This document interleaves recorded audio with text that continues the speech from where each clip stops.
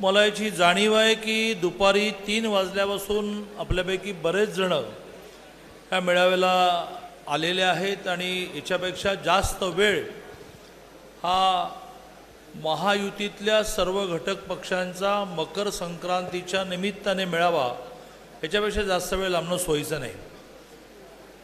तसाही मी खूप कमी वेळासाठी आणि नेमक्या मुद्द्यांवर बोलण्यासाठी प्रसिद्ध असल्यामुळे एक 5-7 मिनिटात माझं भाषण संपलं की हा मेळावा संपेल। आणि त्यामुळे आपल्या सगळ्यांना विनंती आहे की मी योजना फार मांडणार नाही, परंतु महायुतीतल्या सगळ्या पक्षांनी आगामी काळामध्ये एकरस होण्यासाठी एकजीव होण्यासाठी काय केलं पाहिजे अशा प्रकारचं मांडणी आणि आवाहन करण्यासाठी ते उभा आहे। व्यासपीठावरच्या सर्व मान्यवरांना त्यांची नावं घेण्याच्यापेक्षा मी व्यासपीठावरील सर्व मान्यवर अशासाठी म्हणेन, वेळही झाला आहे आणि बऱ्याच वेळा एखादं नाव सुटलं, जो माझ्या पुढच्या बोलण्याचा मुद्दा आहे, नाव सुटलं की जाताना शर्ट घेतला होतो, आम्ही नाही दिसलो का? आता तुझं सगळ्यांची नावं घ्यायला वारंवार भेट झाली की लक्षात राहतं आणि त्यामुळे कोणाचंच नाव न घेतलेलं बरं। जास्तीत जास्त स्वामीजींचं नाव घेऊ, आपल्या सगळ्यांचे आदरणीय आणि व्यासपीठावर सर्व मान्यवर, महायुतीतल्या सर्व घटक पक्षांचे कार्यकर्ता, नेता, बंधू आणि भगिनींनो, आपल्यापैकी अनेक वक्त्यांनी आधी सांगितल्याप्रमाणे 2 पक्ष एकत्र येऊन जून 30 पासून 30 जून 2022ला माननीय एकनाथजींनी मुख्यमंत्री म्हणून शपथ घेतली आणि भारतीय जनता पार्टी आणि शिवसेना एकत्र आली, सरकार केलं।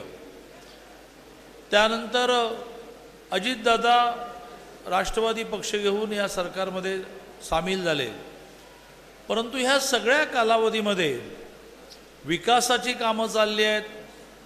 मंत्रिमंडळाच्या बैठका स्वाभाविकपणे एकत्र होत आहेत कारण तिन्ही पक्षाचे मंत्री आहेत, परंतु ज्याला प्रत्यक्ष काम करणारा फील्डवरचा कार्यकर्ता याचं एकमेकाशी मनोमिलन झालं नाही असं मी चुकीचा दावा करणार नाही, पण ते अजून नीट झालं नाही। आगामी निवडणुकीला आणि 3 निवडणुकांना सामोरं जायचं आहे। येणारी लोकसभा जी साधारणतः एप्रिलच्या 15ला सुरू होऊन 6 टप्प्यांमध्ये पूर्ण होईल, त्यानंतर येणारी विधानसभा की साधारणतः एकाच राऊंडमध्ये ऑक्टोबरमध्ये पूर्ण होऊन ऑक्टोबर एंडला नवीन मंत्रिमंडळ फॉर्म होतं आणि या राज्यातल्या नगरपालिका, महानगरपालिका, पंचायत समिती, जिल्हा परिषदाचा निवडणुका ज्या सुप्रीम कोर्टामध्ये केस असल्यामुळे आपल्याला माहिती असावं की आपली इच्छा नाही असं नाही। विरोधक आरोप करतात घेऊन दाखवा निवडणुका, अरे घेऊन दाखवा म्हणजे सुप्रीम कोर्टाने सांगितल्यानंतर घेता येतील ना। सुप्रीम कोर्टामध्ये केस अडकल्यामुळे ज्या निवडणुका स्थानिक स्वराज्य संस्थांच्या अडकल्या त्याचा अंदाज आता असा येतोय, कारण ज्यावेळेला मोठी निवडणूक असते त्यावेळेला छोटी निवडणूक घोषित करता येत नाही।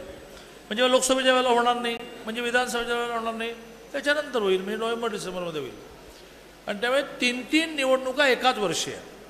सगळी सरकारं एकाच वेळेला फॉर्म होणार आहेत, म्हणजे पंचायत समिती पण फॉर्म होणार आहे आणि जिल्हा परिषद पण फॉर्म होणार आहे, नगरपालिका पण फॉर्म होणार आहे, महानगरपालिका पण फॉर्म होणार आहे, महाराष्ट्राचं सरकारी फॉर्म होणार आहे, दिल्लीतलं सरकारी फॉर्म होणार आहे। अशा सगळ्या वेगवेगळ्या स्तरावरची सरकारं बनण्याच्या निवडणुका या वर्षभरात व्हायच्या असल्यामुळे पक्ष सगळे एकत्र आहेत हे पुरणार नाही। मी नेहमी उदाहरणं देऊन बोलतो, कारण ग्रामीण भागात राहतो, उदाहरण देऊन बोलल्यानंतर कळतं। तर आपल्याला माहिती आहे की लहानपणी आपण एक प्रयोग करायचो की सूर्याचा प्रकाश आपण भिंगामधून एका कागदावर एकवटला की कागद जळतो, पण त्यासाठी एक भिंग लागतं आणि त्या भिंगाच्या माध्यमातून सूर्यप्रकाश बरोबर कागदावर एकवटायला लागतो। तशी सगळे घटक पक्ष एकत्र आहेत।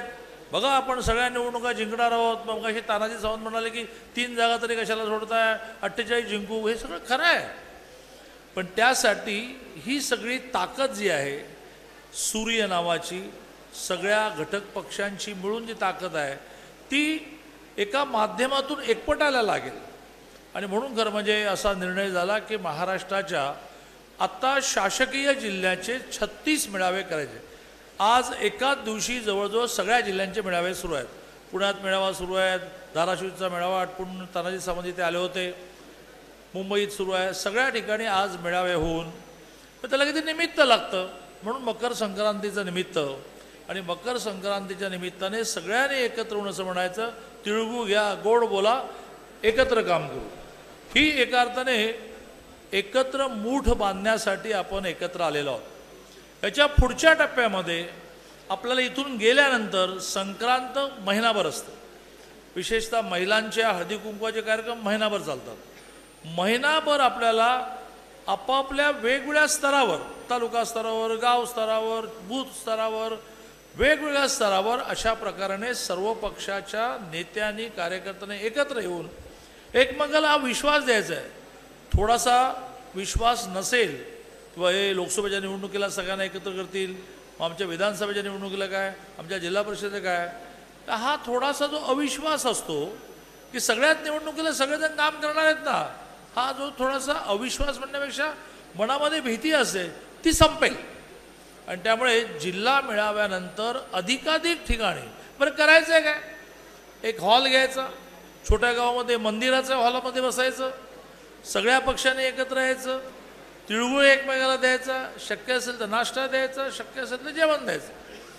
आणि त्याच्यातून सगळ्यांनी म्हणून संकल्प करायचा की सगळ्या निवडणुका सगळेजण ताकद लावून लढू तर आपल्याला कुठली निवडणूक हरावी लागणार नाही. आणि त्यामुळे आपल्या सगळ्यांना आज मेळावा काय हे कळलं. इथे संपत नाही, अधिकाधिक ठिकाणी असे मेळावे झाले पाहिजे. आता वारंवार आपल्या सगळ्यांनी विकासाचे मुद्दे मांडले. आज आपल्याला माहिती असेल की मुंबईमध्ये एक फार मोठा प्रवेश शिवसेनेमध्ये एकनाथजींच्या उपस्थित झाला. कोणाचा प्रवेश झाला? मुरली देवरा. मुरली देवराने मुरलीधरांचे चिरंजीव मिलिंद देवरा. मिलिंद देवरा, मुरली देवरा हे काँग्रेसचे फार मोठे नेते होते, मुंबईचे महापौर होते. तर त्या मिलिंद देवरांचा आज प्रवेश होताना त्याने एक लाईनचं ट्विट केलंय, सिंगल लाईन ट्विट केलंय. कोण सांगेल काय ट्विट केलंय? विकासासाठी पुढची वाटचाल. एका वाक्यात त्यांनी मी का बाहेर पडतोय आणि का एकनाथजी बरोबर जाते, एका वाक्यात म्हटलं विकासासाठी पुढची वाटचाल.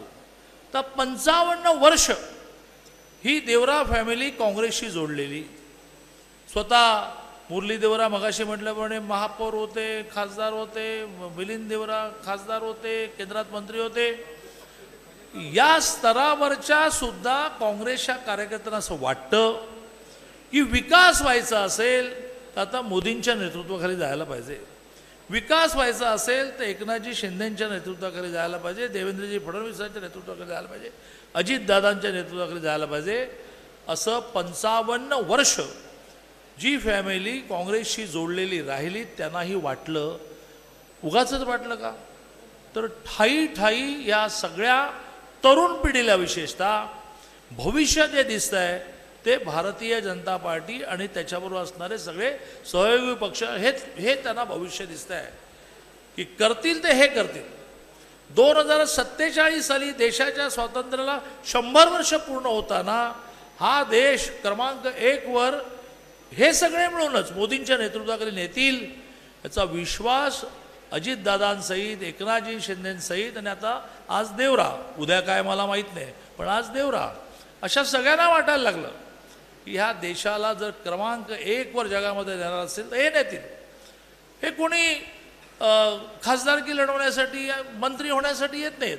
मला सांगा, एकनाथजी शिंदेंनी जो संघर्ष केला म्हणजे महाविकास आघाडीत असताना आणि 8-8, 9-9 मिनिस्टर, सिटिंग मिनिस्टर, स्वतः सिटिंग मिनिस्टर, अघोषित उपमुख्यमंत्री पदाचं स्थान. महाविकास आघाडीमध्ये एकनाथजी हे घोषित नव्हते पण अघोषित उपमुख्यमंत्रीच होते ना.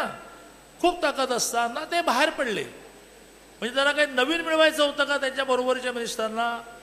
पण त्यांनी विचाराची लढाई लढली, त्यांची घुसमट झाली. त्याला असं लक्षात आलं की इथे राहून विकास होणार नाही, म्हणून ते बाहेर पडले. आणि त्यामुळे आगामी काळामध्ये विकास व्हायचा असेल तर यांच्याबरोबर जायला पाहिजे, हे प्रत्येकाला वाटतं. प्रामुख्याने तरुणांना वाटतं की ज्यांच्या हाताशी 30-40 वर्ष राजकारणाचे आहेत.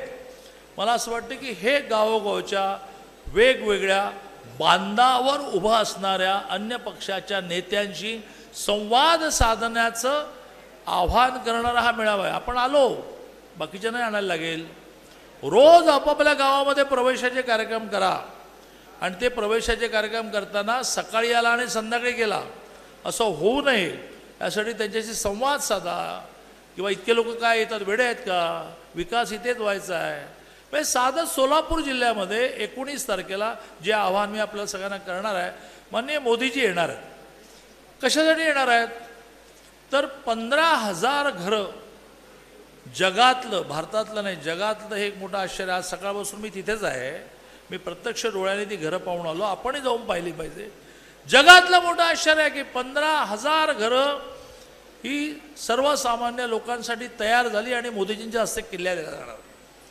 पहिल्या दिवसापासून इलेक्ट्रिसिटी, पहिल्या दिवसापासून 24 तास 7 दिवस पाणी. म्हणजे अनेक सोलापूरकर आज मला म्हणाले की आम्हाला आठवड्यातून एकदा पाणी मिळतं, मोदीजींच्या प्रयत्नाने NTPCचं पाणी मिळालं, ह्यांना रोज मिळणार आहे, आम्ही तर तिकडेच घरं घेतो. असं सोलापुरातल्या लोकांना त्या भागात घरं घ्यावी असं वाटेल. जाऊन बघा, इतके चकचकीत रस्ते, 24 तास 7 दिवस पाणी, from the day one electricity, 40 अंगणवाड्या, 15,000 घराच्या त्या 700 एकरामध्ये 40 अंगणवाड्या सँक्शन झाल्या, 7 प्राथमिक शाळा सँक्शन झाल्या. मग आज याची सुरुवात करणाऱ्या अडम मास्तरांच्या घरी मी सकाळी चहाला गेलो. अडम मास्तर मोदीजी आणि देवेंद्रजींची इतकी स्तुती करत होते, इतकी स्तुती करत होते, इतकी स्तुती करत होते. म्हटलं अडम मास्तर, बहुधा मला विधानसभा निवडणुकीत देवेंद्रजींच्या मतदारसंघात तुम्हाला प्रचाराला पाठवावं लागेल. त्यामुळे बघा, मी कम्युनिस्ट आहे, मी काय पार्टी बदलणार नाही, मी आयुष्यभर कम्युनिस्ट, पण जे केलं ते केलं म्हणाले. 12 साली हा प्रोजेक्ट मान्य झाला, 14 सालापर्यंत हालचाल नाही. 14ला मोदी पंतप्रधान झाले, मी मोदींकडे गेलो, 14ला देवेंद्रजी मुख्यमंत्री झाले, त्यांच्याकडे गेलो. आणि किती गोष्टी नियमाच्या बाहेर, चौकटीच्या बाहेर केलेत माहिती आहे तुम्हाला. या सगळ्या भागामध्ये आता एक नगरपालिका निर्माण होणार नवीन, जी नगरपालिका ह्या सगळ्यांचं रोजचं कचऱ्याची व्यवस्था, पाण्याची व्यवस्था करणार नगरपालिका तयार होणार. याला NTPCचं पाणी दिलं गेलं. NTPCने अट घातली की पाण्यामधला 30% पाणी पुन्हा तुम्ही शुद्ध करून आम्हाला द्यायला पाहिजे वीज निर्मितीला. त्यांनी मान्य केलं.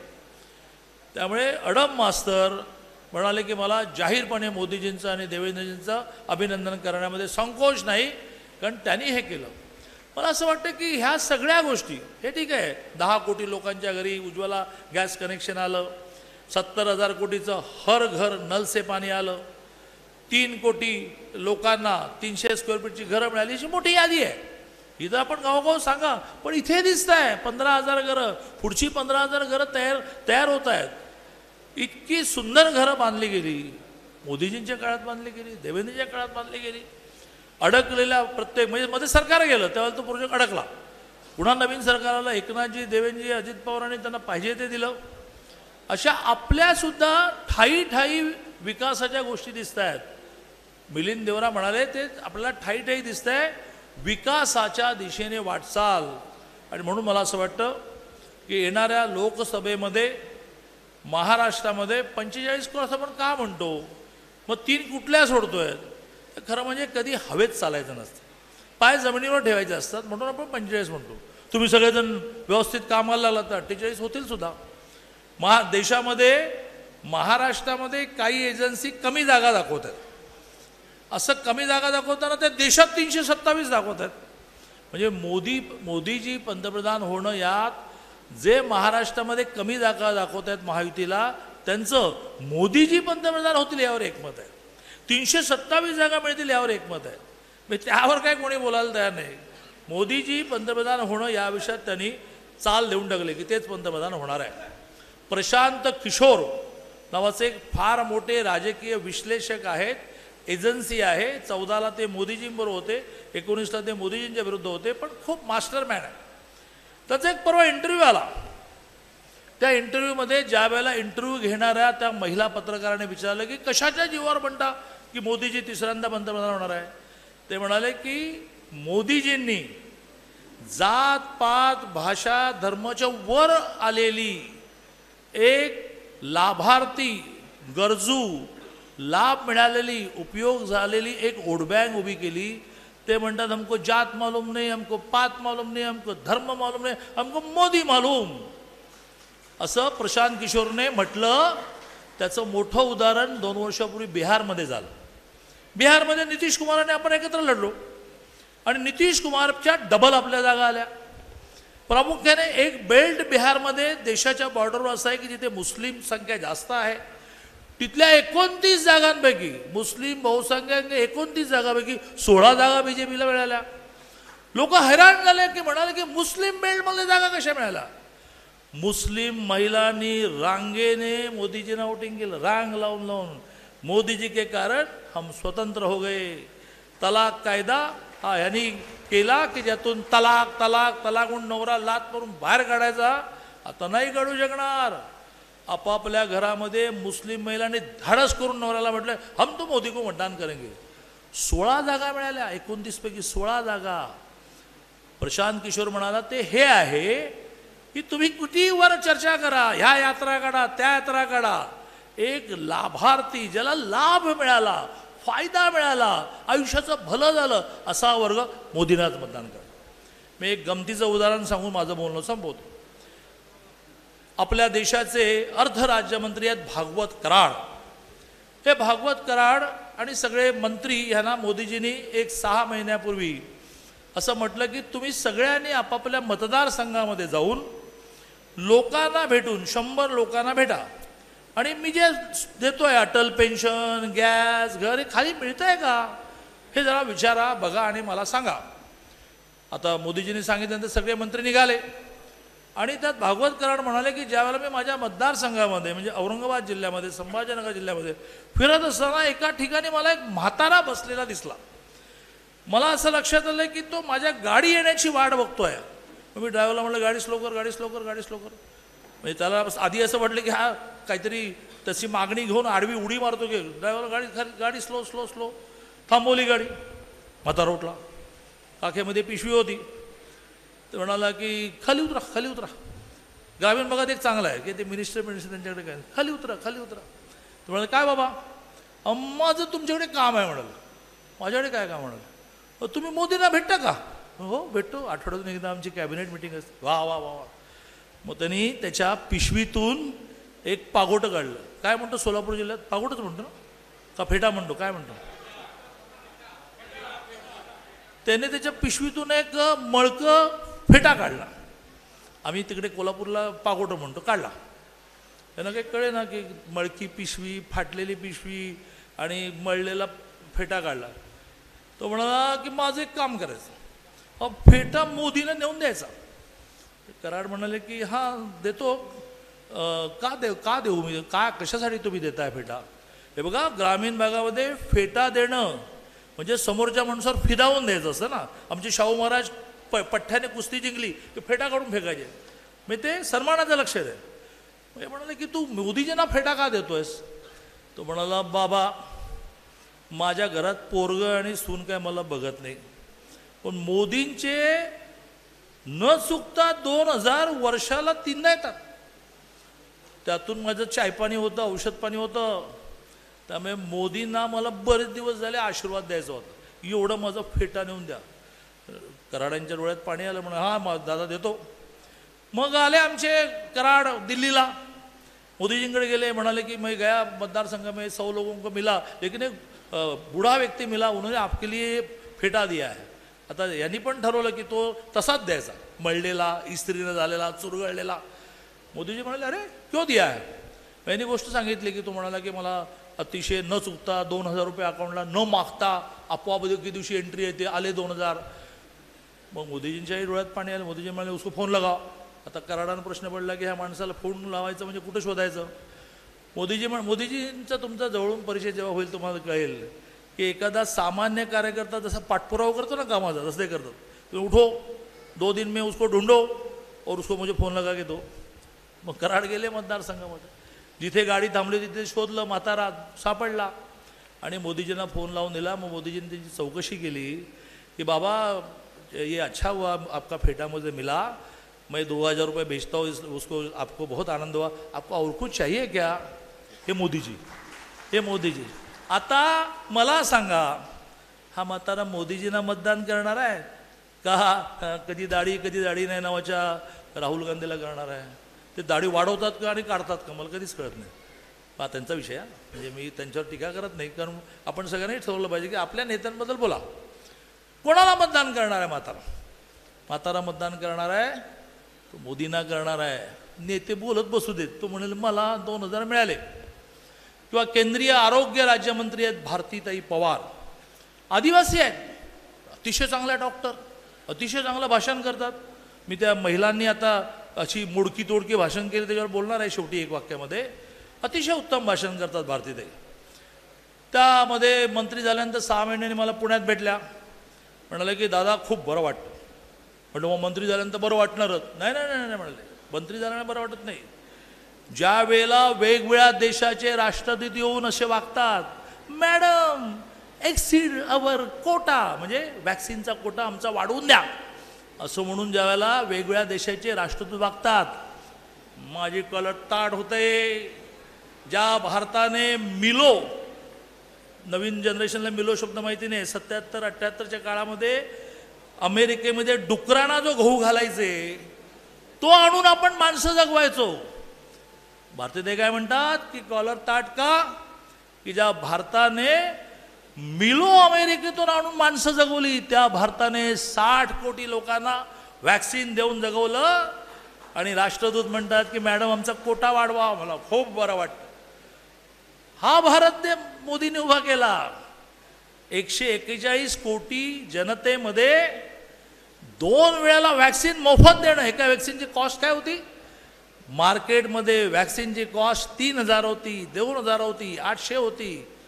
त्या काळात 2-2 व्हॅक्सिन ह्या देशातला श्रीमंत असो गरीब असो प्रत्येक माणसाला मोफत देऊन 60 देशांना वॅक्सिन देऊन त्यांना जगवलं. म्हणून त्या मोदींना लोक मतदान करणारच आहेत. तुमच्यामुळे करणार आहेत की नाही बघा, तुम्हाला श्रेय हवंय की नाही बघा. आता आमचे राजनजी म्हणाले, मोहोळचे माजी आमदार, की आमच्या मतदारसंघातून तुम्हाला 1 मत जास्त मिळेल. यासाठी काम करा. मोदीजी विजयी होणारच आहेत, तुमच्यामुळे विजय होणार आहेत की नाही बघा. आणि ते तुमच्यामुळे विजयी व्हायचं असेल तर खाली एकत्र या, नाश्ता करा, जेवण करा, तिळगुळ खायला घ्या, एकमेकाच्या सुखदुःखात सहभागी व्हा. किंवा पोस्टरवर माझा फोटो लहान, उद्यापासून आम्ही जाणारच नाही बैठकीला, असं नका करू. मग मोदी विजयच होणार आहे, तुमच्यामुळे नाही होणार मग विजयी. मला हे काय कळतच नाही की पोस्टरवर फोटो लागला, तो लहान लागला की मोठा लागला की काय वजन वाढतं ते कमी होतं, काय मला काहीच कळत नाही. पण त्याच्यावरून भांडणं. या पुढच्या सगळ्या कालावधीमध्ये 3 पक्षाचे 3 नेते जे आहेत त्यांचे प्रामुख्याने फोटो लावा. एखादा मोठा बॅनर करणार असाल तर 15 पक्षांचा जो नेता आहे त्याचा फोटो लावा. लोकल जो लावतो त्याचा एक खाली छोटा लावा. पण शक्यतो आपल्या सगळ्या 14 पक्षांनी 3घांचं नेतृत्व मान्य केलेलं आहे. एकनाथजी, देवेंद्रजी, अजितदादा, त्यांचे लावा. आपोआप त्यांच्या पंखाखाली सगळे झाले. तर बॅनरसाठी भांडू नका, खुर्चीसाठी भांडू नका. मला वाटतं स्टेज तेवढ्यासाठीच मोठं केलं की सगळ्याच खुर्च्या बसायला मिळतील. का छोटं स्टेज केलं असतं तर काही जणांना खाली बसायला असतं, मग ते खाली नाही बाहेरच गेले असते. आम्हाला खुर्ची पण नाही स्टेजवर, आम्ही चाललो. त्याने कसे काय मोदीजींना तुम्ही विजय करणार? पुन्हा मोदीजी विजयी होणारच आहेत, तुमच्यामुळे विजय होणार की नाही बघा. शेवटी ज्या 3 महिलांना मी आग्रह धरला की त्यांनी बोललंच पाहिजे, त्याशिवाय सभा संपणार नाही. अरे जरा तुम्ही पक्ष मजबूत करण्यासाठी जे करावं लागतं ते करा ना. हा एकमेव देश जगामध्ये असा आहे की ज्या देशामध्ये महिलांना मतासाठी लढाई करावी लागली नाही. जगातल्या सगळ्या देशामध्ये पहिलं पुरुषांना मतदानाचा अधिकार होतो, मग महिलांनी भांडून मिळवलं. एकमेव देश असा आहे की जिथे 47 साली स्वातंत्र्य मिळालं, 50 साली घटना स्वीकारली, 51 साली पहिली निवडणूक झाली, पहिल्या दिवसापासून महिलांना मतदानाचा अधिकार. आणि पुरुषांना 2 मतं आणि महिलेला 1 मतं नाही, पुरुषांना पण 1 महिलेला पण 1. गरिबांना 1 आणि अंबानीला 6 लाख असं नाही, गरिबाला 1 अंबानीला 1. ही जगातली पहिली घटना आहे की ज्याच्यामध्ये झोपडपट्टीतल्या 2 वेळाला जेवायला न मिळणाऱ्या माणसाला सुद्धा 1 मत आणि वार्षिक 6 लाख कोटीची टर्नओव्हर असणारा मुकेश अंबानीला 1च मत. बलदंड पुरुष असणाऱ्याला 1 मत, अत्यंत किरकोळ असणाऱ्या महिलेला 1 मत, सगळ्यांना 1 मत. मग असं जर आहे आणि 50-50 आहे कोणाच्या गावामध्ये, असं तर मला सांगावं की 40च महिला आहेत आणि 60च पुरुष आहेत. सगळीकडे 49, 51, 50, 50, 48, 52 इतकं 50% महिला आहे त्या देशामध्ये. तर त्यांना बरोबरीचं स्थान देण्यासाठी आरक्षण वगैरे ठीक आहे, 50% स्थाने स्वराज्य संस्था, आता लोकसभा विधानसभेत 33 कोटी येणार आहेत, 33% येणार आहेत. तर ते जाऊन करतील काय? त्यांना भाषणच करता येणार नसतील तर. अरे बघा, स्वर्गीय सुषमा स्वराज यांची भाषणं बघा. लोकसभेमध्ये उभं राहिलं की सगळे शांत बसायचे, विरोधी पक्ष चुप, सुषमाजी बोलतायत. स्मृती इराणी बोलताना बघा, या पुढच्या कुठल्याही मेळाव्यामध्ये 5 महिला बोलल्याच पाहिजे. त्याची पुरुषांनी तयारी करून घ्या. तिला अपंग ठेवून, तिला वीक ठेवून, तिला कमकुवत ठेवून तुम्ही या समाजाची प्रगती करू शकत नाही, करूच शकत नाही प्रगती. आणि त्यामुळे माझी आपल्या सगळ्या स्तरावरच्या संयोजकांना विनंती आहे, सर्व पक्षाचे लोक स्टेजवर असले पाहिजेत, सर्व पक्षाच्या लोकांना भाषणाची संधी मिळाली पाहिजे. कमी कमी बोला, 2-2 मिनटं बोला. आणि हे व्यासपीठावरच्या सगळ्यांची नावं घेत बसू नका. माझ्यासहित कोणाचं नाव घ्यायचं नाही व्यासपीठावर मान्यवर. आणि महिला 5 प्रत्येक कार्यक्रमात बोलल्याच पाहिजेत. त्याशिवाय 50% महिला जी आहे तिला मेसेज कसा जाईल? राजकीय पक्ष आपण आहोत, त्या राजकीय पक्षामध्ये महिलांना वाटलं पाहिजे ना हा माझा पक्ष आहे म्हणून. आणि त्यामुळे मी आपल्या सगळ्यांना आवाहन करतो की येणाऱ्या लोकसभा निवडणुकीच्या दृष्टीने सगळे एकत्र काम करा. 19 तारखेला परवाच्या सकाळी 11 वाजता माननीय मोदीजी कार्यक्रमस्थानी येणार आहेत. 12:30पर्यंत आहेत, 1.5 तास आहेत. आपल्याला मोठ्या संख्येने, मला आज खूप बरं वाटलं की संख्याही चांगली आणि शेवट पण टिकली. तर शेवटी मला प्रत्येक कार्यक्रमात शेवटीच बोलायला देतात. आणि मी बोलायला उभं राहिलो की बरेच जण आणि बिचारे 3 वाजल्यापासून आलेले असतात. पण आज मात्र मला बरं वाटलं की संख्याही मोठी, शेवट पण टिकली. साधारणतः 9 ते 10 वेळातच त्या कार्यक्रमाच्या ठिकाणी येता येतं. 10ला गेट लॉक होतं, कारण मोदींच्या सुरक्षेचा विषय आहे. त्यामुळे सकाळी 9 पासून आपल्याला हजारोच्या संख्येने हा शब्दही अपुरा पडेल. इतक्या मोठ्या संख्येने आतापासून रचना लावा, गाड्या घोडे. दुपारी वेळ होईल, मग जेवणाचं काय करायचं? सकाळी लवकर निघायला लागेल, न्याहारीचं काय करायचं? पाण्याच्या बॉटल तिथे आत न्यायला देत नाहीत, मग काय करायचं? असा सगळा विचार करून 19 तारखेला मोदीजींच्या सभेला आपल्याला यायचं आहे. एक शक्यता जी वाटते ती शक्यता व्हायची असेल, ती झाली तर मात्र खूप मेहनत घ्यावी लागेल. मी आज त्यांना विनंती केली आहे की तुम्ही सोलापूरहून खूप लांब कार्यक्रम आहे, सोलापूर शहरामध्ये आम्हाला एक रोड शो द्या. अजून त्यांच्या ऑफिसने हो म्हटलेलं नाही. त्याचं हो म्हटलं तर न भूतो न भविष्यती, आजपर्यंत झाला नाही, उद्या होणार नाही, असा एक भव्य रोड शो आपल्याला करायचा आहे परवानगी मिळाल्यानंतर. तोपर्यंत 11 वाजताची सभा. जय हिंद, जय महाराष्ट्र. आता आभारात वेळ नका घालू आणि लोकांना घरी जाऊ. एबीपी माझा, उघडा डोळे बघा नीट.